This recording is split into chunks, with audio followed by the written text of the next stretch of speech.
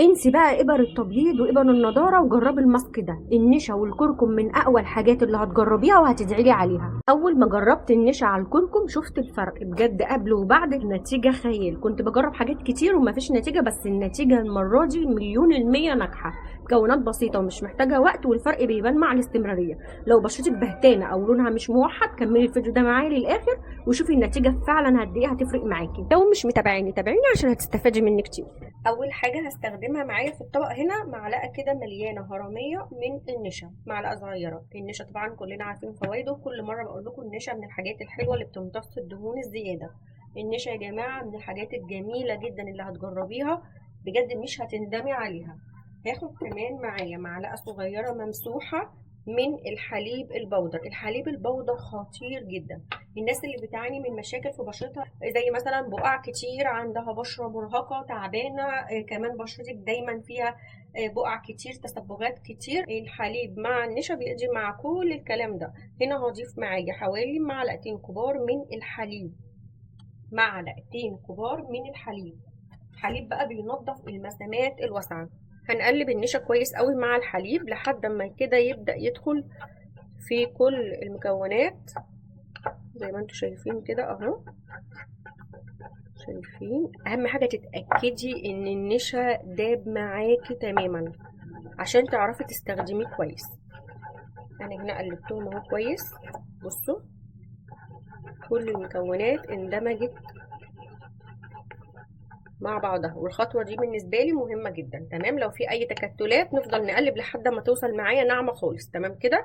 انا بالنسبة لي لسه فيها تكتلات الحليب البودر، فلازم ان انا ادمجهم. انت متخيلة بقى حليب بودر مع الحليب السائل مع النشا الدنيا هتبقى عاملة ازاي؟ بشرتك كده هتبقى فلتر، بشرتك هتبقى صافية، نضارة، بياض، تفتيح، توحيد، كل حاجة ممكن تتخيليها. هنا بقى هضيف معايا حوالي نص كوباية صغيرة من مية الورد، او ممكن مية من الحنفية براحتك خالص. انا بالنسبة لي بفضل مية الورد لانها طبعا دي كلها مكونات هتتحط على البشرة فهتبقى مفيدة جدا لبشرتي.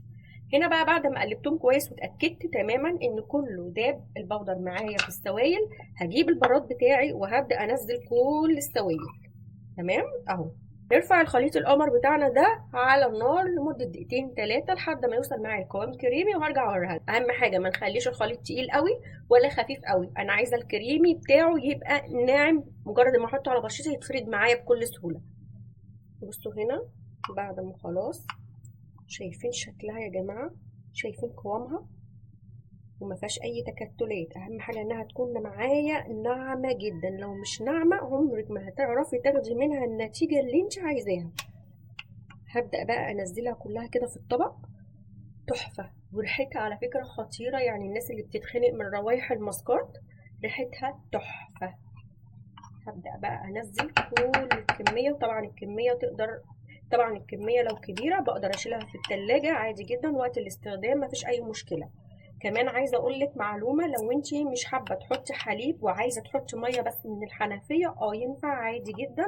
انا كل الفوائد اللي انا عايزاها اللي هي بتاعه البودر اهم حاجه عندي، فممكن تستبدلي ميه الورد والحليب نفسه تستبدليه بميه عادي من الحنفيه. بس انا بقول لك على الحاجات اللي بفوائدها ايه واللي هتستفادي منها ايه. انا بس بقول للناس اللي مش عندها مثلا حليب او مش عايزه تحس ان الوصفه مكلكعه معاها، فانا بقول لك على الحاجات اللي هي ممكن تستخدميها. بصوا هنا انا عشان حاطه حليب، بصوا تحسي كده عامله زي المهلبيه، ناعمه جدا جدا. بصوا خطيره وناعمه قوي. طبعا كل اللي انا هعمله ان انا المفروض هرش عليها بس رشه بسيطه من الكركم، ويا ريت يكون كركم تجميل او كركم خام، ما يكونش عليه اي اضافات صناعيه زي الوان او حاجه، علشان خاطر اللون ما يطبعش على البشره. حاولي لما تيجي تجيبي الكركم قولي له انا عايزاه خام او يكون كركم تجميل. انا هنا بالنسبه لي الكركم ده حلو جدا جدا لازاله التصبغات والبقع والكلف والنمش وبيوحد لون البشره. انا هنا هفضل احط تدريجيا لحد ما احس ان الخليط بتاعي شرب كل الكركم، او الكركم بقى واضح فيه ان انا اعرف استفاد بكل حاجه حطيتها في الوصفه. فانا بالنسبه لي الكركم بيشيل اي تصبغات، بقع، حبوب او اثر تعويره او اي اثر في البشره، فبالنسبه لي الكركم بيقضي على كل الكلام ده. فانا بالنسبه لي هنا حطيت معلقه صغيره من الكركم، وده شكلها. طبعا ده ما فاضلوش الا اخر اضافه واحده، وطبعا عشان هو سخن مش هعرف اضيف الاضافه دي، هستنى تهدى شويه على ما نعمل المؤشر. والمؤشر ده هيساعد بشرتك انها تجيب نتيجه 100%، والوصفه كمان هتجيب معاكي نتيجه فعاله 100% لما تعملي المؤشر مع الماسك. كل اللي انا هعمله ان انا هجيب طبق، وهضيف في الطبق ده معلقه من دقيق الرز الابيض، وهضيف عليها معلقه صغيره جدا من الحمص المطحون. الحمص المطحون يا جماعه بجيبه من العطار. طب هو انا ينفع استغنى عن المؤشر مثلا وما استخدمهوش؟ مفيش مشكله، بس انا بفضل اي ماسك استخدمه لازم يكون قبله مؤشر علشان البشره تبدا تتنشط، الدوره الدمويه معاكي تتنشط، البشره تكون شالت الجلد الميت اللي هو الجلد السطحي. المؤشر بيبدا يخلي البشره تتنفس وبيشيل الجلد الميت، وكمان بيخلي البشره ما فيهاش ولا رؤوس بيضاء ولا رؤوس سوداء، وبيساعد ان يخلي الماسك اللي انت هتحطيه بعد المؤشر يجيب معاكي نتيجه 90% مضمونه. فانا بالنسبه لي المؤشر ده حاجه مهمه جدا. انا حطيت معلقه ومعلقه، وهبدا اضيف معايا معلقه صغيره جدا من زيت الجليسرين، حاجه بسيطه جدا مش هحط كتير، معلقه صغيره عشان بس الترطيب، لان طبعا احنا في فتره شتاء محتاجين ترطيب عميق، والترطيب ده بالنسبه لنا مهم. هضيف عليها كمان معلقه صغيره جدا من ميه الورد، حاجه بسيطه. ممكن تستبدلي ميه الورد برده زي ما قلنا، يا ميه من الحنفيه يا معلقه من الحليب براحتك خالص. هنا انا هقلبهم لحد كده اما المكونات معايا تبقى كريميه، مش عايزاها تبقى سايله خالص زي ما انت شايفه كده. بصوا، مؤشر خفيف اولا، ومؤشر عامل زي الماسك كده، حاجه خفيفه، بس في نفس الوقت هوريكي. بصوا حبيبات المؤشر واضحه، يعني هو خفيف جدا على البشره، بس في نفس الوقت حبيبات المؤشر واضحه.